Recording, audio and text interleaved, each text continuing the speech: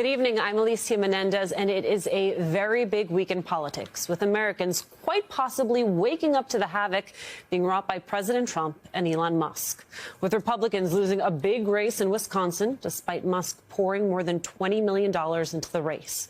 And with closer than expected results in two special elections in ruby red Florida congressional districts. All of that. Senator Cory Booker struck a chord with his marathon speech on the Senate floor. We watched it together, firing up a Democratic base that is desperately seeking fighters.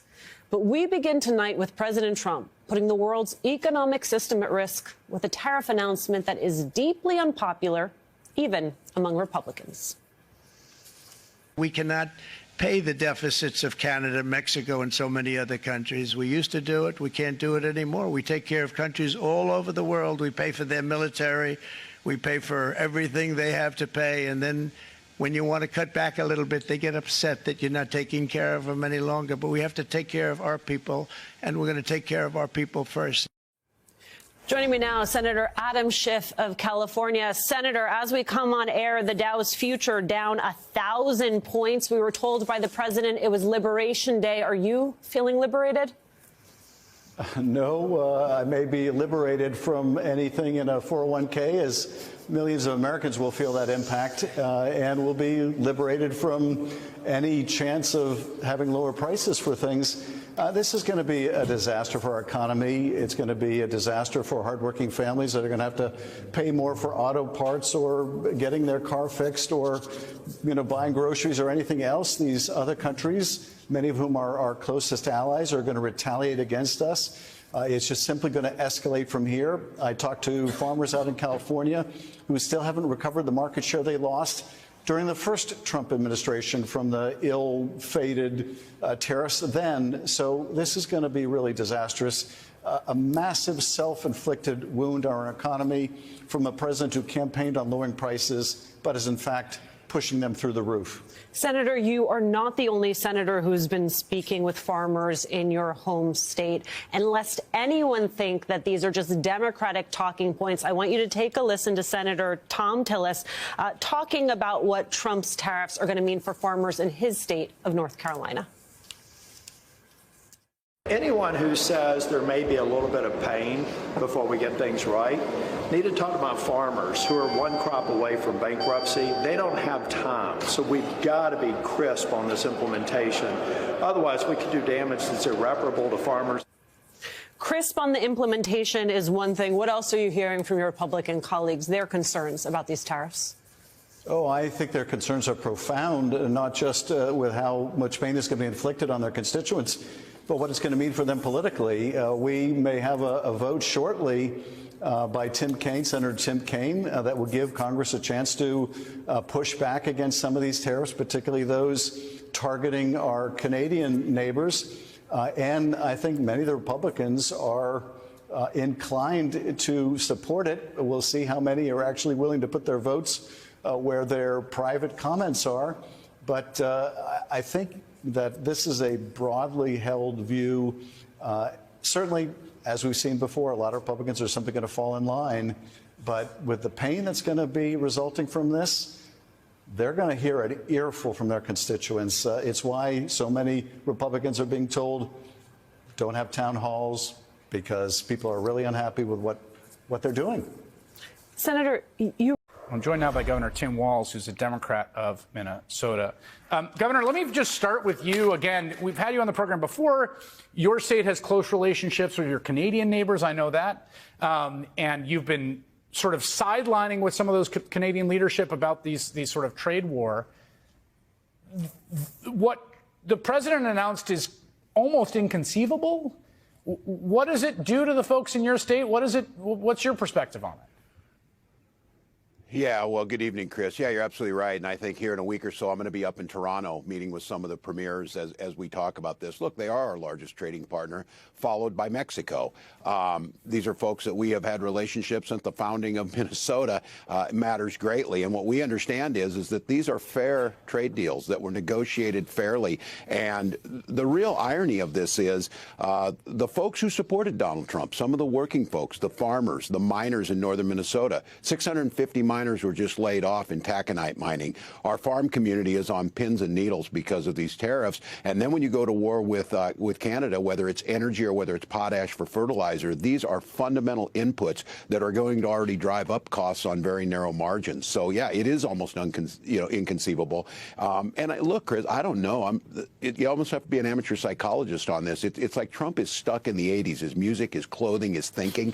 He has been on this tariff thing forever, and every economist, conservative or liberal, will tell you they just simply don't work. We use them strategically, but he doesn't fundamentally understand how trade works. It goes back to what I continue to say. I think the biggest myth perpetuated on this country is that Donald Trump understands anything about business. He's bankrupt every single one he's been into, and now he's bankrupting this country. So I appreciate you talking about this. This is a tax on working people that we've not seen in any of our lifetimes, and it is going to have dramatic effect. You know, there are two follow-ups I want on that. One is, you know, you're in a state, it elected you governor, but you represented a district that actually voted for President Trump in 2016 that had a lot of Republicans when you were in Congress. You've spent a lot of time talking to folks in Minnesota, and again, there's, you know, it's not quite a swing state, but it's close enough. Have you ever encountered in the wild, I mean, really, just like out of the mouth of someone at a doorstep or a diner, like, I hate those Canadians who are ripping us off.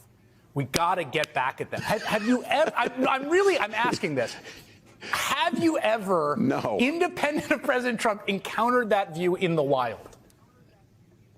Never, never. And I think, you know, it could be a bit of a stereotype or whatever. I find that it is about as close to any stereotype of being true, the decency of Canadians and the neighborliness and the being there. And I think the thing that irritates me about our allies is, I mentioned this last summer, I was, you know, on the anniversary of the D-Day invasion, and to see those graves while you go to the American cemetery, the French cemetery, Canadians, Australians, all of these people that he says are ripping us off, the Danes, it's an outrageous affront to folks who share our values on democracy, and for him to mock them and to say this about Canada, that they're nasty people.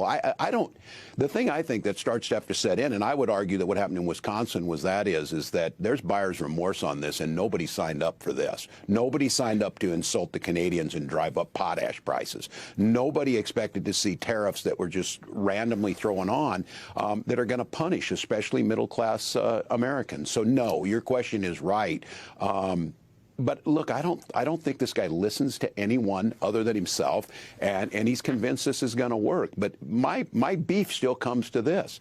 There are senators that need to stand up and say something on the Republican side. There are Senate leadership that needs to step up and put an end to this, because this is real pain. Look, we saw it. It's those miners. Today we laid off 170 infectious disease experts at the Minnesota Department of Health. We have warnings that our low-income heating program is going to be rescinded. The entire agency in the federal government that gets those checks out for low-income heating assistance are gone.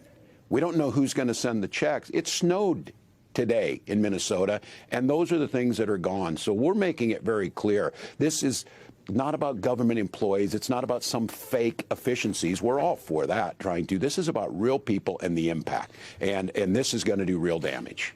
You talked about that buyer's remorse. Let me ask you about Wisconsin last night. You know, you had this. You were in Wisconsin ahead of this race. Susan Crawford, who was sort of endorsed by progressive, center-left Democratic Party. It's a nonpartisan race, but she won by 10 points against the Trump-backed candidate.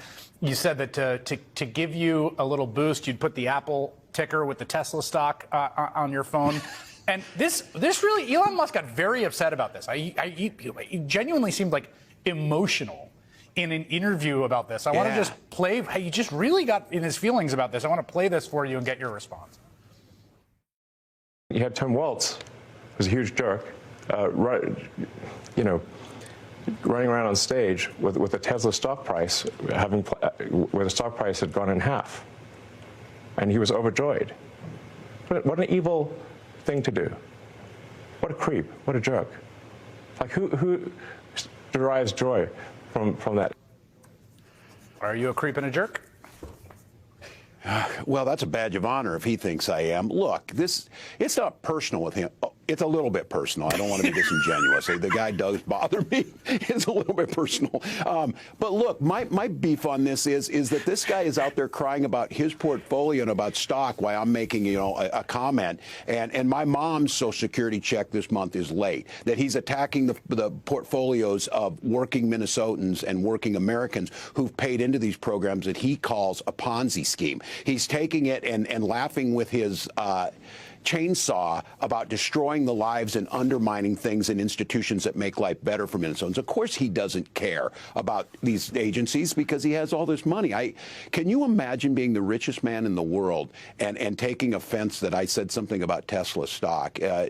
Look, if I'm Donald Trump won Wisconsin. I'll give him that. But he's sharing his presidency and the White House and who knows what else with this guy who's a loser. He lost. This guy's really bad at this. He made the case that everything hinged on this. And I just want to give a shout out to the folks in Wisconsin, to Ben Wickler, to, of course, Justice-elect Crawford, and to the people of Wisconsin who you said this right, Chris. This was a referendum on, does democracy stand, or does oligarchy and a king make the difference? And this was a referendum on Elon Musk, and by extension by Donald Trump. A 10-point win in Wisconsin is an absolute massacre. Remember, this was a 1-point race in November. So I am angry with this guy. I'm glad he's irritated with me. He's a bully. He's picking on people that can't speak up. He's undermining the basic tenets of this country, all so that he can, an unelected oligarch run things. It's outrageous. And look, if Donald Trump wants to continue to hang around with him, I certainly think the DNC should think about hiring Elon Musk and send him to every race that we're in, because we will win. We will win. Well, today we got this news, right? There's all this sort of whispering behind the scenes that Musk is going to go back to the private sector. He's going to leave the White House. This is NBC News. Trump told the cabinet members he'll leave his government role in the coming months. To your point about that, I mean, there was a race last night. There were 2 statewide races. There was a superintendent of educational instruction statewide race. Again, like the judicial race, nonpartisan. The Democrat won that by 5 points. The Musk race, the one where he's donning the cheese head and handing out the novelty checks and all eyes on me, he's the front face of it. It looks like he cost him 5 points. 5 points is a lot. Like that's actually an impressive amount that you have repelled voters single-handedly. I haven't seen that really before. Trump tried to make a big town hall type festival, fiasco, whatever, with his big announcement where he's basically declared trade war on literally everybody. I've talked about this, how he's uniting the world against the United States. You've heard this from other creators, but I can speak to it. I have a literal PhD in history, not in East Asian history, but I do know more than most about most history. And I can tell you one thing. Donald has just made at least tentative friends out of South Korea, Japan, and China. 3 countries that today, and especially over the last few hundred years, have had plenty of reasons to not like each other without considering the United States. And yet now these countries are like, we need to cooperate because Donald is so dangerous that we have to put aside our very real, very meaningful differences and sort of do a soft unity now. Right? And in the United States, you're seeing it too. Democrats are shutting these events down because, Trump wanted a good news cycle. The reason he did this whole show was because he thought he would get a good news cycle. If he was just going to do the tariffs, he would have put out a document online on the White House website, sent it out to all the reporters in the press pool, sent out his press secretary, and that would have been it. But he made a whole big town hall rally, whatever kind of show about it, and expected good coverage. But what we just saw is Democrats tear into him because fundamentally they know this is a bad move and there's blood in the water.